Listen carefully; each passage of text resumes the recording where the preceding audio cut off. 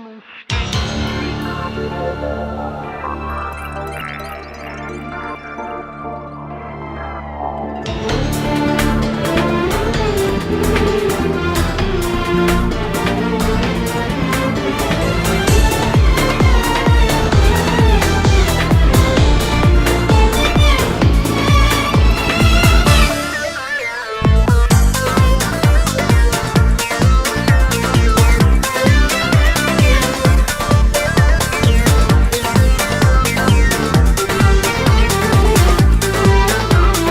Düşen yıldızlar gibi eksildin gökyüzünden. Bir yağmur damlasıydın, sen de düştün gözümden.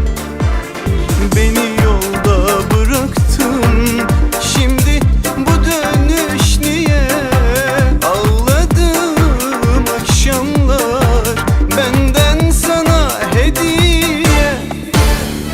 Sensizlik senden vefalı, acın hala bende durur. İhanet temsil eder ruhumdaki sahte gurur. Meleğime danıştım, yol verdi sana. Şeytana uydum ya, o olsun sana. Aklın neredeydi, kendine sorsana. Ben çok ağladım, şimdi sen ağla.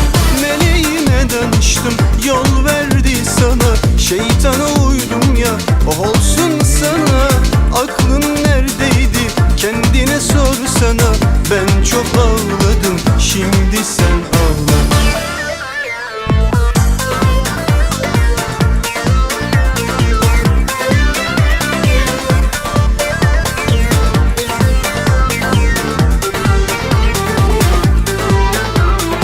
Düşen yıldızlar gibi eksildin gökyüzünden.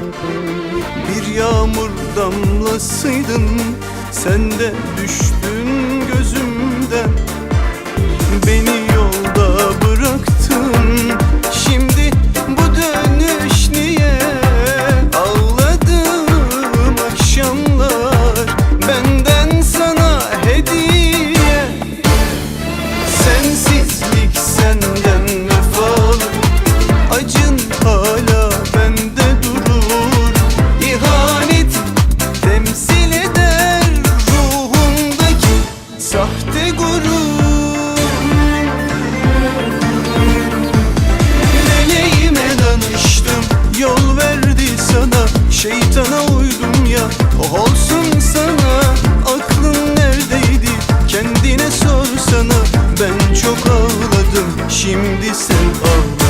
Meleğime danıştım, yol verdi sana. Şeytana uydum ya, o olsun sana. Aklın neredeydi, kendine sorsana. Ben çok ağladım, şimdi sen ağla. Meleğime danıştım, yol verdi sana. Şeytana uydum ya, o olsun sana. Aklın neredeydi, kendine sorsana. Ben çok ağladım, şimdi sen